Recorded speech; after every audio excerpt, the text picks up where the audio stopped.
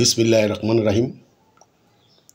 গতকাল দেখেছেন যমুনা টেলিভিশনে যে এক কুলাঙ্গার শাহরিয়ার কবির নামক জামাতের দালাল, সে পাকিস্তানের প্রেতাত্মা।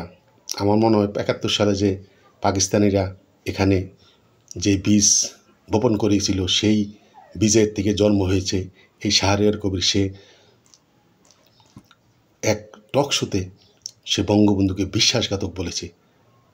তো আমি ধন্যবাদ জানাই যমুনা টিভির উপস্থাপিকা যিনি নিকোলাস, তাকে সে এটার শক্ত প্রতিবাদ করেছে।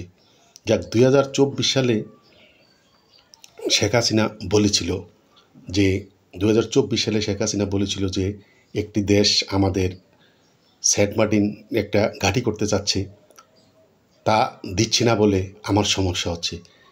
ঠিক সেইটাই কিন্তু 2025 সালে ঘটেছে। এই কারণেই বঙ্গবন্ধু কন্যা শেখ হাসিনা ক্ষমতা হারিয়ে ভারতে চলে যেতে হয়েছে। যে নির্বাচন ডক্টর ইউনূস বলেছে ইতিহাসের সবচেয়ে ভালো নির্বাচন হবে। তবে আমি বলে রাখলাম যে বাংলাদেশের সৃষ্টি হওয়ার পর যত নির্বাচন, অনেক আমি ডামি বা রাতের ভোট যত নির্বাচন হয়েছে, সবচেয়ে খারাপ নির্বাচন হবে এই 2026 সালের জাতীয় সংসদ নির্বাচন। কারণ এখানে অনেকগুলো কারণ আছে। আপনারা বলতে পারেন হয়তো বিএনপি জামাত এত লোক তারা নির্বাচনে, হ্যাঁ, বাংলাদেশ আওয়ামী লীগ একটা মরণ কামড় দিবে নির্বাচন প্রতিহত করার জন্য। এক তো হইল এই ঘটনা। আরেক ঘটনা হলো জামাত আর বিএনপি। জামাতের তো ভোট কত পার্সেন্ট আছে আপনারা সবাই জানেন।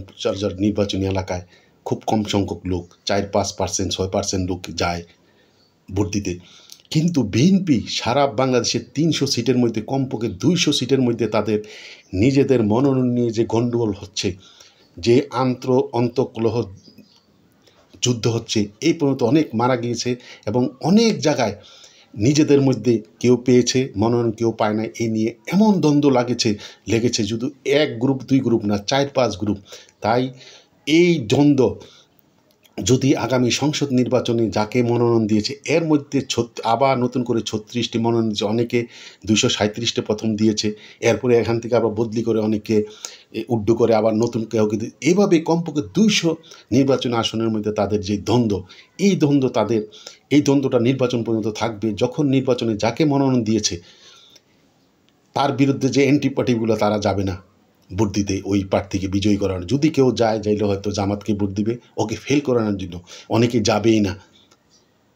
তাই আমার হিসাবে 50% লোক স্বাধীনতার পক্ষের, আওয়ামী লীগ, জাতীয় পার্টি 14 দল, এই 50%, আর 50% স্বাধীনতা বিরোধী যারা আছে বিএনপি, জামাত, অন্য দলগুলা, তাদের মধ্যে তাদের নিজেদের কোন্দলের মধ্যে অনেকেই, তখন আমার মনে হয় না যে 8-10%-10%-এর বেশি যদি সত্যিকার ভোট হয়, 10-12%, 15%-এর বেশি ভোট দিতে যাবে না। আর আরেকটি জিনিস আপনারা দেখেন, খালেদা জিয়াকে এবারকার হাসপাতালে ভর্তি করেছে। এখানে যে একটা নাটক হচ্ছে বাংলাদেশের ইতিহাসে, আপনারা যারা আমার কথা শুনছেন আপনারা নিজের বুকে হাত দিয়ে বলেন, বাংলাদেশে কোনোদিন এই ধরনের ঘটনা দেখেছেন?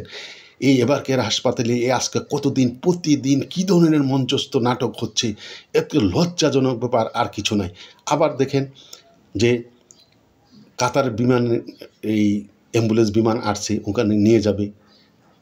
আজকে কী নাটক 2 দিন হয়েছে যে ডক্টর ইউনূস বলেছে আতঙ্কিত হবেন না, এবারকার হাসপাতালের পাশে বিমান উড্ডয়ন মানে হেলিকপ্টার ওঠানামা করবে। এই একটা বলে আর করেছে, মানুষ মনে হচ্ছে কী হয়েছে।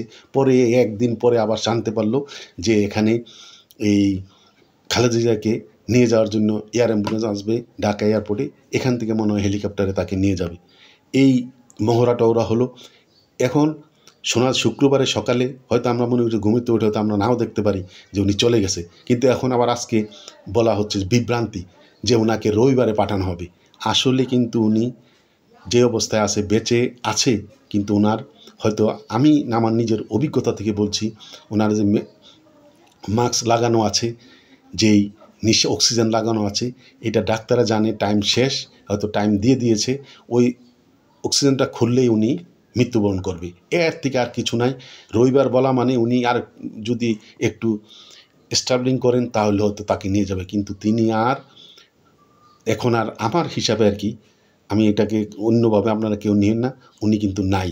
ওনার মাস্কটা খুলে ফেললে, অক্সিজেনটা খুলে ফেললে উনি কিন্তু থাকবে না। উনি কৃত্রিমভাবে ওনাকে জীবিত রাখা হয়েছে। তাই আগামী নির্বাচন এমন একটি অবস্থা সৃষ্টি হবে যে বাংলাদেশ আওয়ামী লীগকে বাদ দিয়ে নির্বাচন হলে মরণ কামড় দিবে, এবং বিএনপির যারা সারা বাংলাদেশে, বিএনপির জন্মের পর থেকে এত কুন্দল তাদের নিজের মধ্যে নাই, যে মনোনয়ন পায় নাই ওরা ভোট দিতে যাবে না, এবং তারা হয়তো ভোটের মধ্যে গণ্ডগোল করারও চেষ্টা করবে। তবে আমি একটি আওয়ামী লীগের নেতা এবং ভাই বোনদের কাছে একটি কথা বলতে চাই, আপনারা মনে সাহস রাখেন। স্বাধীনতা যুদ্ধে আমরা স্বাধীনতা পেয়েছি রাশিয়া, এবং তখন রাশিয়ার প্রেসিডেন্ট ছিলেন সম্ভবত রুজভেল্ট। রাশিয়া এবং ভারতের সহায়তায় আমরা পড়েছি। আর এখন যে সময় গতকাল পুতিন, এই সময়ে পুতিন এসেছে, মোদির সাথে কথা হবে 100%। এখানে যেহেতু মোদির তত্ত্বাবধানে শেখ হাসিনা আছে, অজিত দোভালের তত্ত্বাবধান আছে, মোদি 100% পুতিনের সাথে এই ব্যাপারে আলাপ করবে। অবশ্যই আল্লাহর রহমতে আবার এই পাকিস্তানের প্রেতাত্মা থেকে আমরা দেশ মুক্ত হয়ে আবার বঙ্গবন্ধু কন্যা শেখ হাসিনা বাংলাদেশের ক্ষমতার তার হাতে আসবে, এবং আমরা আবার সারা পৃথিবীতে একটি সুন্দর, সুখী, সুন্দর, উন্নয়নশীল দেশ গড়ব। একথা বলে আমার কথা এখানে শেষ করছি। জয় বাংলা, জয় বঙ্গবন্ধু, জয় হোক বাংলার মেহনতি মানুষের।